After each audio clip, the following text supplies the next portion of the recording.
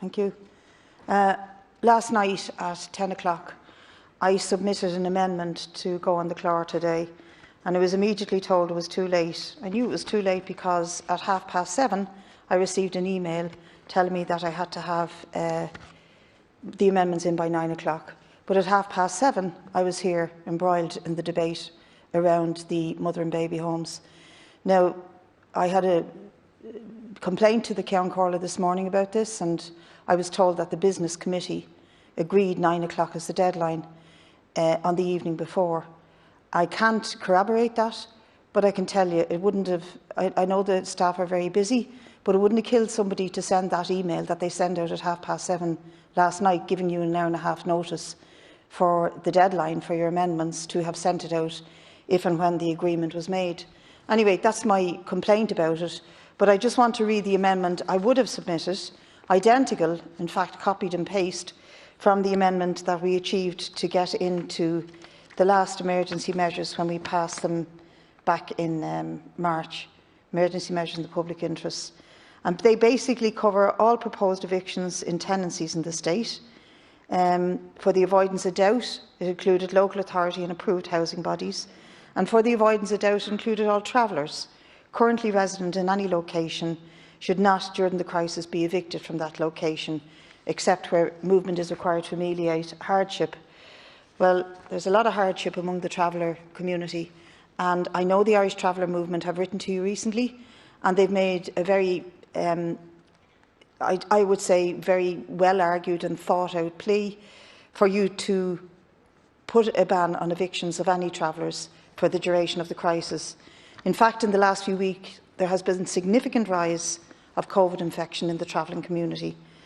And the degree of protection that was given to travellers not to be evicted during the existence of the last eviction ban, I want to ask you now, Minister, tonight, will you give that protection to them again?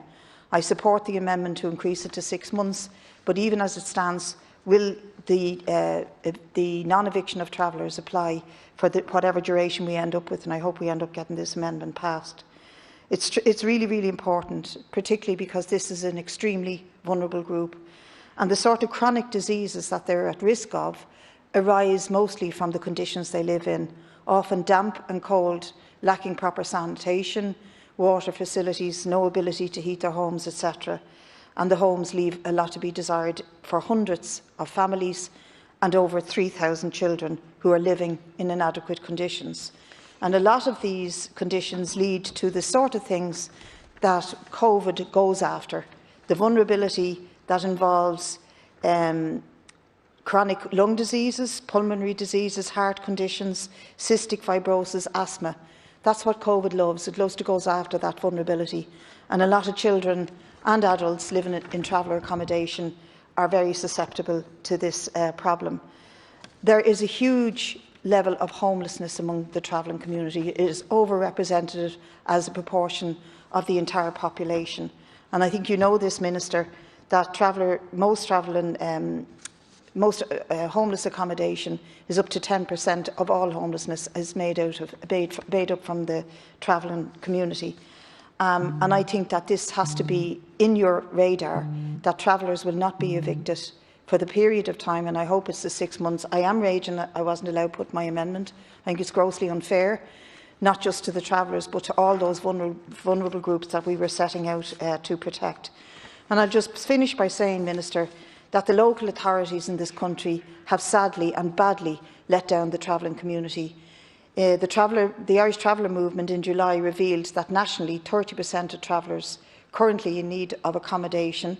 Under 8 local authorities, the targets were set well below the need that was identified in the 5-year traveller accommodation programmes. And there's a history of this, and we know it because there was huge publicity around it during the last traveller accommodation programme plan, where we saw a pattern of every local authority not drawing down the spending that was allocated to them for traveller accommodation needs. So we have to redress this, and we have to ensure that travellers are not evicted, despite the awful conditions they live in during this pandemic and during the crisis.